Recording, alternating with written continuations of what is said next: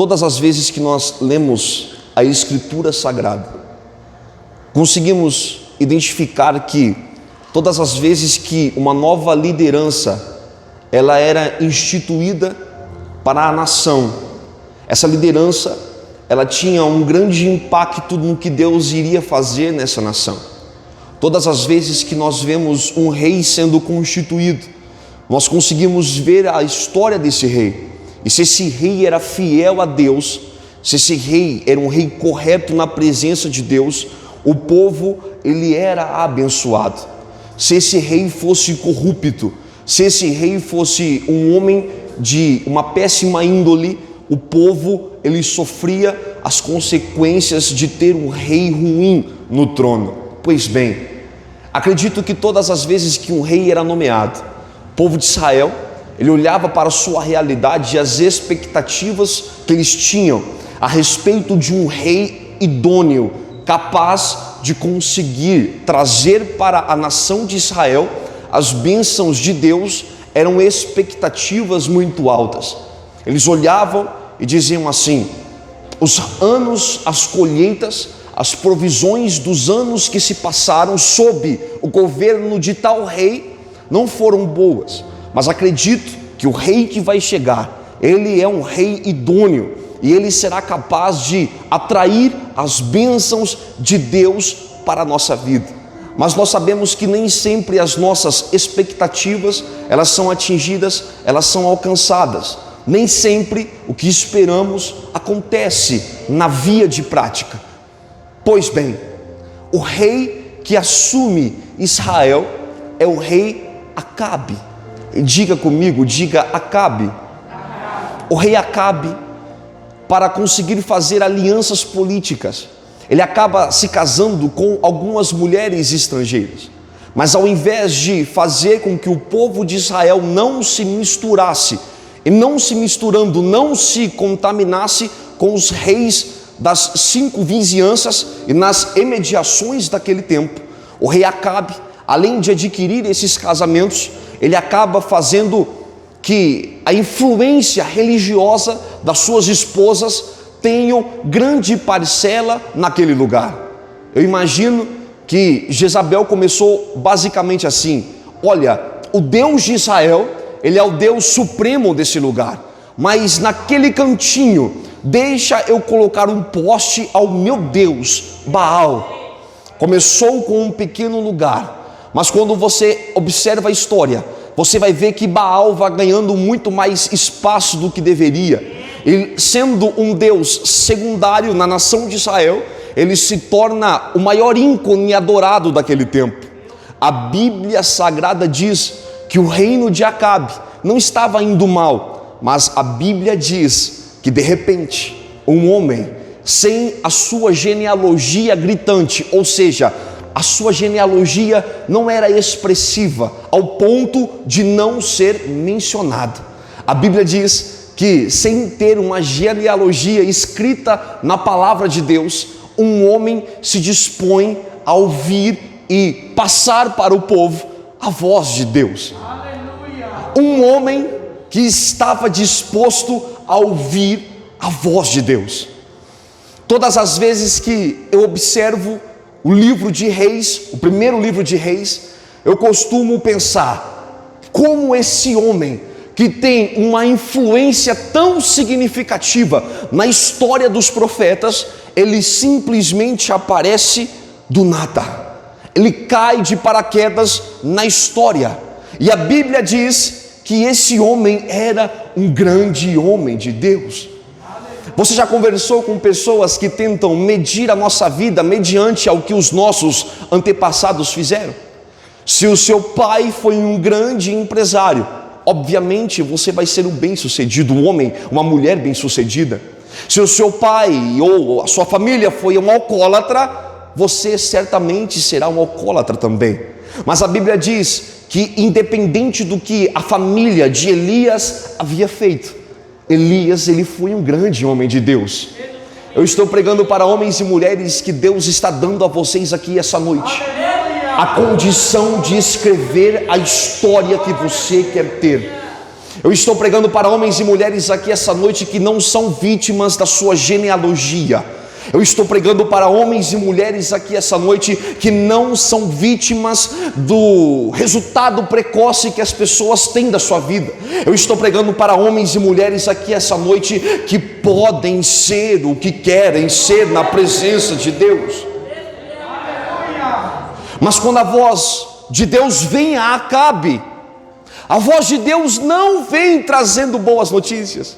Porque o profeta que eu acabei de mencionar, ele não diz: Acabe, muito bom é o seu governo. Pelo contrário, ele diz: Acabe, não vai ter água em Israel, não vai ter chuva, e nem orvalho será encontrado, até que eu diga para que a água possa voltar e a chuva possa molhar o solo.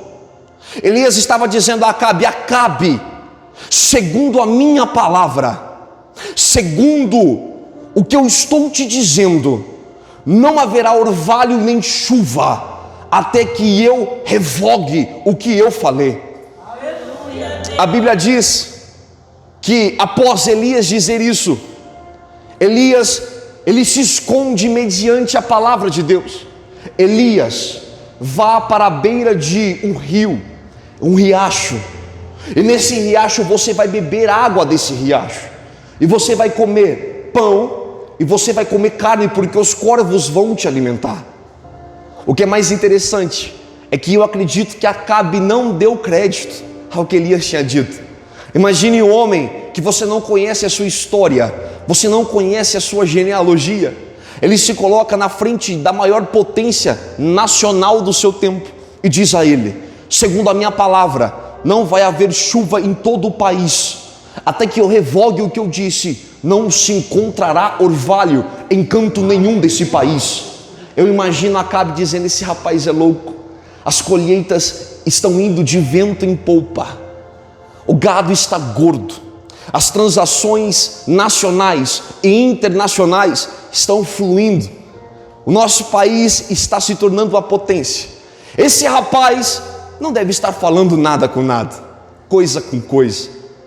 Mas após Elias ter dito aquilo, pastor Natanael, exatamente daquele dia em diante, parece que as coisas não vão acontecendo como deveriam acontecer. Porque o gado que era abundantemente irrigado com a água, o solo, o cultivo, as plantações, começaram a ter um racionamento de água.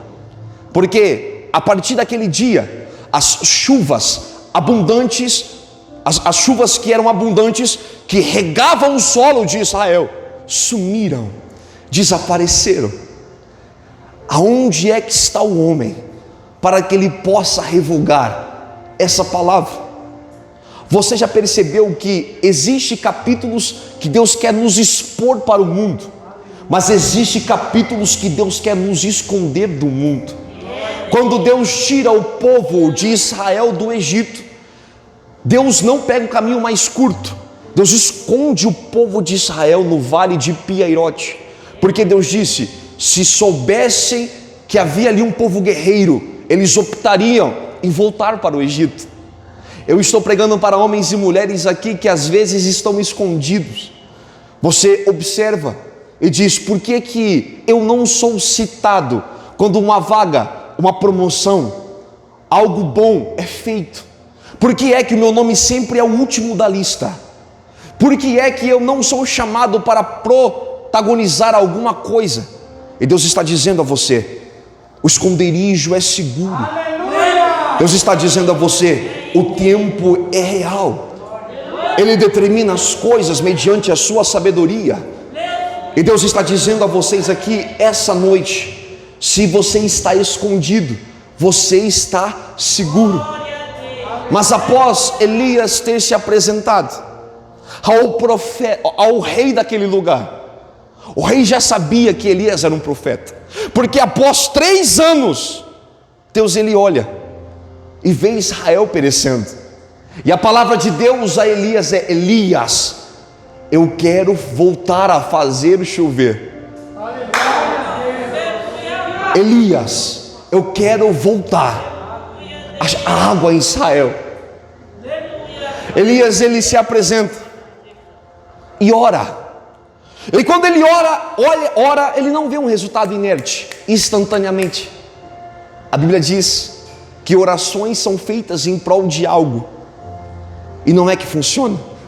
Uma pequena nuvem do tamanho da mão de um homem, ela vai aparecendo de longe, e as coisas que eram pequenas, a nuvem que era pequena, ela vai ganhando grandes proporções. O que você vê, eu enxergo uma nuvem do tamanho da mão de um homem.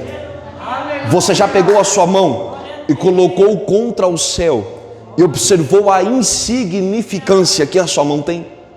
Você já pegou a sua mão quando o sol estava batendo na sua face e colocou ela na frente do sol? Você conseguiu tapar o sol, mas não a luz do sol, porque a sua mão era insignificante. E Elias, ele observa uma nuvem insignificante, do tamanho da mão de um homem, mas aquela nuvem, ela vai crescendo. É por isso que eu acredito que não existe pequenos talentos. Eu acredito que existe talentos que são potencializados pela mão de um grande Deus. Aquela nuvem chega grande e ela se torna uma coluna domingo e molha Israel. Mas existe algo muito importante ali. A restituição não vem pela metade. A restituição tem que ser completa.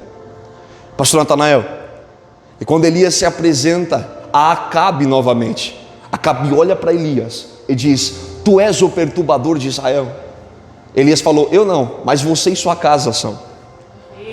Tudo o que aconteceu, a seca que habitou e criou raízes nesse lugar por 3 anos, não foi culpa minha, Acabe.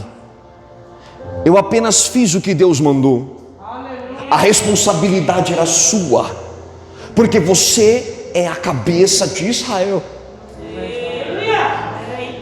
Mas eu quero fazer um convite, ou melhor, uma disputa. Diga: eu quero confrontar esse seu Deus. De que forma? Reúna a elite, a nata. Pois bem, o lugar do encontro vai ser no Monte Carmelo. A Bíblia diz que 400 homens que eram da Assembleia de Azerá, e mais 450 homens que eram da Assembleia de Baal, se encontram com Elias no Monte Carmelo. E no Monte Carmelo 2 animais são dados a eles. E Elias disse: vocês não colocam fogo aqui, eu também não vou colocar fogo. E vamos ver quem Deus vai responder. Até quando vocês vão cochear em 2 pensamentos? Se Deus é o Senhor, vocês vão com Deus. Mas se Baal é o Senhor, vocês vão com Baal. E 850 homens, 2 deuses que eram distintos, se unem.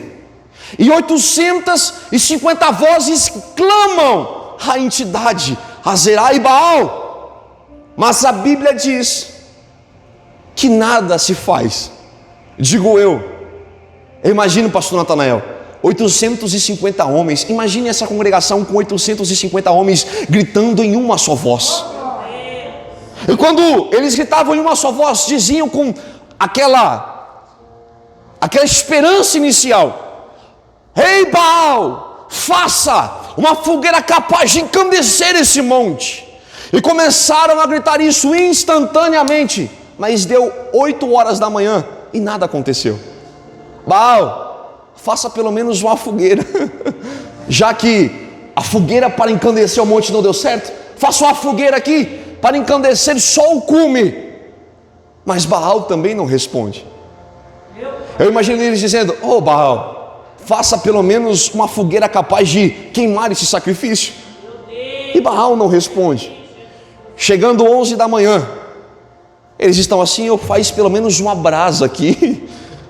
E Baal também não responde. Elias, ele começa a dar risada, porque na tentativa de chamar a atenção dos seus deuses, eles estão todos ensanguentados, porque eles se agrediram, tentando chamar a atenção do seu Deus. Mas não está no esforço a resposta, porque mais vale um Elias com Deus do que 850 homens com Baal.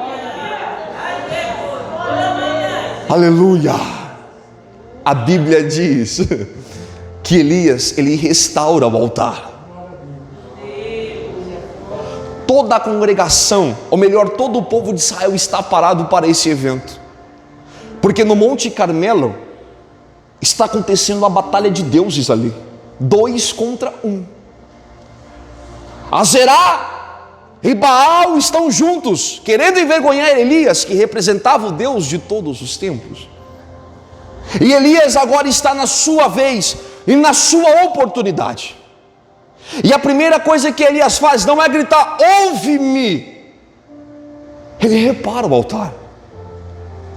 A mudança, ela acontece com uma reforma. Eu trabalho ali, numa loja de material de construção, e todas as vezes que nós conversamos com alguns pedreiros, eles dizem, eu prefiro edificar do zero do que reformar alguma coisa. Todas as vezes que nós começamos do zero, abandonamos um projeto para trás. Ao invés de investir no nosso casamento, abandonamos e começamos um novo.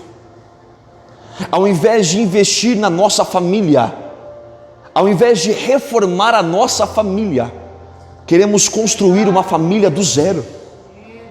Ao invés de reformar a nossa vida com Deus, optamos em mudar de religião. Mas a Bíblia diz que quando o altar, pastor Natanael, é reparado, a frase que Elias diz é capaz de constituir músicas até hoje. E Elias diz que caia fogo do céu, queima esse altar e mostra para esse povo que há um Deus em Israel. Eu imagino aquele povo todo lá embaixo, olhando para cima e esperando uma resposta do Deus querido Baal, que todos ali embaixo, quase todos, adoravam.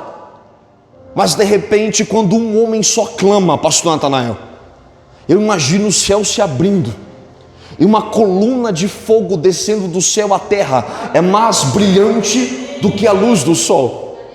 E todo o povo entendeu que Deus, Ele é o Senhor. Eu pergunto a você, até onde vai a sua dúvida? Até onde vai a sua incerteza? Aonde é que você estacionou na fé? Porque nós sempre temos aquela mentalidade, se fulano parou aqui, se fulano foi até aqui, ele não pode mais voltar para trás.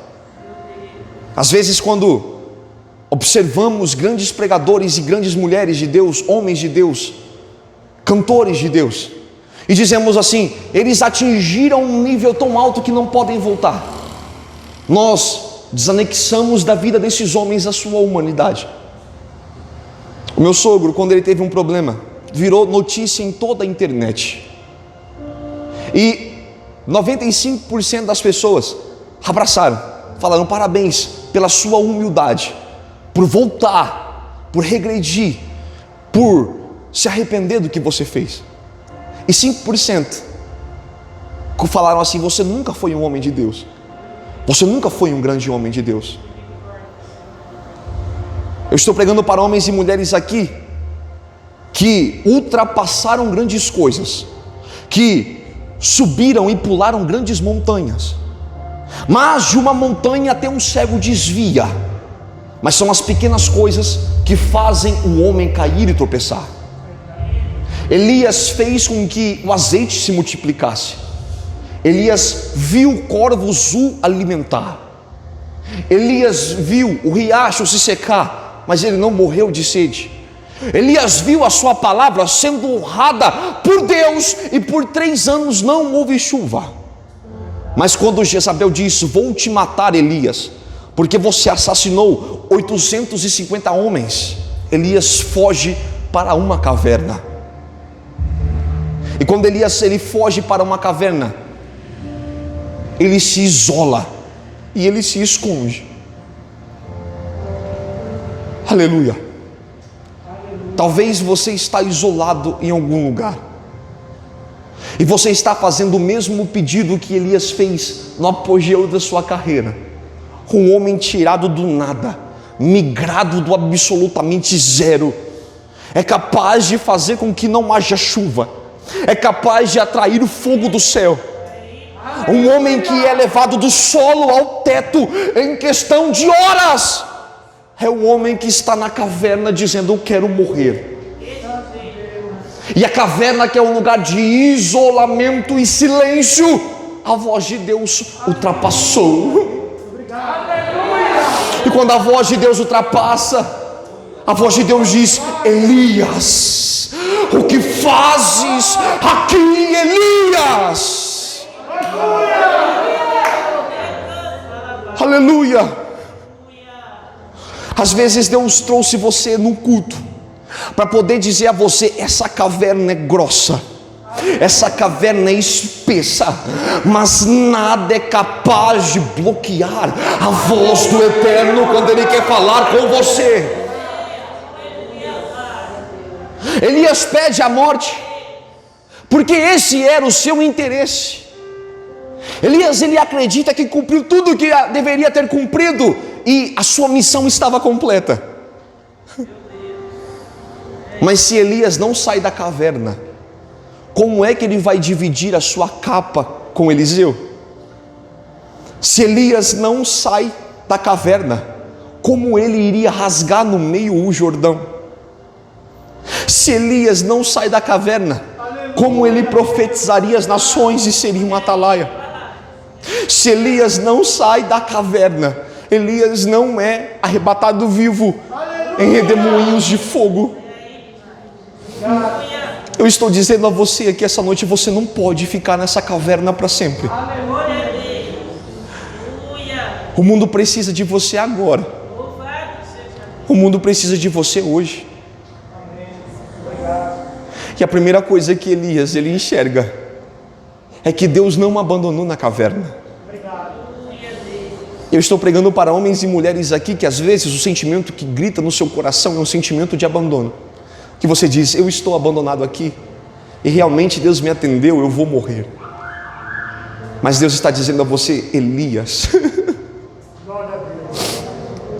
o que fazes aqui, Elias? Tem mais coisas ainda para você viver, Elias. O que você está enxergando como um ponto final é apenas uma vírgula na sua história. Quando você pensa que você chegou no seu limite, Deus ele pega você e faz você superar esses limites. E a mensagem que eu tenho para você aqui hoje é: grandes feitos não te fazem não se esconder. Grandes vitórias não te fazem ser um homem e uma mulher feliz para sempre. Se você olhar para homens e mulheres que inspiraram a sua história, homens e mulheres que você olharam para eles, e se eles abrissem o paletó, abrissem a camisa, você veria um S de super-homem ou super-crente. Mas na verdade, às vezes nós passamos por momentos de isolamento. E Deus me convida a pregar para você aqui essa noite exatamente isso. O isolamento ele teve um começo, mas ele também vai ter um fim. Você precisa sair desse isolamento. Você precisa, porque o mundo precisa de você. E eu quero que você se coloque de pé, por gentileza. Feche os seus olhos. Senhor Deus, eu estou pregando aqui para os seus filhos que entenderam essa pregação. E Pai, como eu gosto muito quando eles ficam em silêncio ouvindo a sua voz. Porque cada palavra que sai daqui é destinada exatamente ao coração dos seus filhos. As pregações que mudaram a minha vida, Pai, não foram pregações que os meus sentidos foram arrebatados. Não foram pregações que o idioma foi confundido. Quando eu disse línguas que são indecifráveis à raça humana. Mas foram cultos como esse, Pai, de pregações que tocaram a parte mais sensível do meu coração.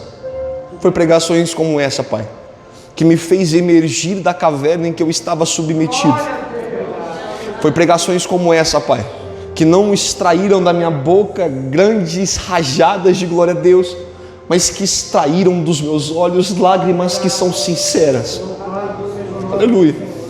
Deus, atende para o coração dos seus filhos aqui, que choraram nessa pregação, que se emocionaram com essa pregação, porque eles estão introduzidos numa caverna profunda, Pai. E às vezes eles observam essa caverna e dizem: aqui não tem mais solução. Eu cheguei mais fundo do que o fundo do poço. E hoje a sua voz nos alcança e diz: Elias, o que fazes aqui? O que fazes aqui? Deus tira os seus filhos da caverna, porque eles precisam sair, porque o mundo precisa deles, Pai. Abra os seus olhos e olhe para cá, por favor. Amém. Quem entendeu essa pregação, diga amém. Amém. Existe alguém aqui no nosso meio hoje que entendeu que a caverna, ela precisa acabar. E tem pessoas que interpretam ainda acreditando que só vão poder sair, voltar para a igreja ou reconhecer a nossa fé quando saírem da caverna. Mas na verdade Deus está dizendo: eu quero você na caverna, porque eu posso tirar você dessa caverna. Tem pessoas que acreditam que tem que melhorar de vida para poder professar a nossa fé. E na verdade a gente aqui é uma curva de rio, gente. Se contássemos as nossas histórias, acredito que você não me veria com os mesmos olhos que vocês estão me vendo hoje.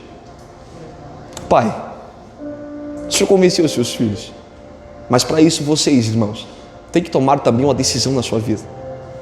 Você hoje que quer reconciliar os seus caminhos com Deus, você hoje que não quer largar mão de tudo, você quer reformar tudo aquilo que um dia foi destruído, você um dia que confessou a nossa fé e por motivos menores se desvinculou e foi embora, Deus está te chamando de volta.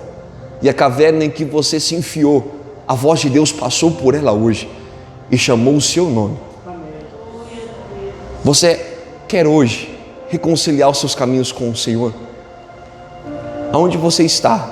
Se você hoje quer reconciliar os caminhos com o seu Deus, eu peço que você faça um gesto com a sua mão assim. Da onde você está, eu não vou chamar você aqui à frente, só erga a sua mão da onde você está. Essa é a sua chance, esse é o seu dia. Só erga a sua mão onde você está, porque eu quero orar olhando para você. Eu vou chamar você pela última vez. Você hoje que quer, só faça assim com a sua mão do lugar que você está. Assim, é a sua chance. Eu dou-lhe uma, dou-lhe duas, uma pessoa. A segunda pessoa, duas pessoas. Eu quero orar por vocês duas. Deus é santo o tempo todo e Ele é bom o tempo todo. Ele trouxe vocês neste culto e não foi um dia aleatório na história da eternidade. Não foi um dia aleatório na história do mundo. Existem dias que Deus ele marca a nossa vida e marca a nossa vida para sempre. E hoje é o dia que Deus marcou a vida de vocês para sempre, gente. Eu quero que vocês escutem essa oração. Pai, essas pessoas que estão chorando aqui, que se emocionaram, elas tomaram a melhor decisão da vida delas, e é uma decisão de suma importância. Reescreva o nome delas no livro da vida, Pai, e que elas possam estar sempre contigo. Elas ergueram os braços aqui, é a primeira atitude que é capaz de mudar a vida toda delas, Pai, inclusive para toda a eternidade. Hoje elas estão de volta e que elas possam estar sempre conosco até a consumação dos séculos. Se vocês duas que ergueram a mão concordam com essas palavras, diga amém. Eu agradeço a minha oportunidade e as palmas que engrandeçam ao nome do Senhor Jesus Cristo.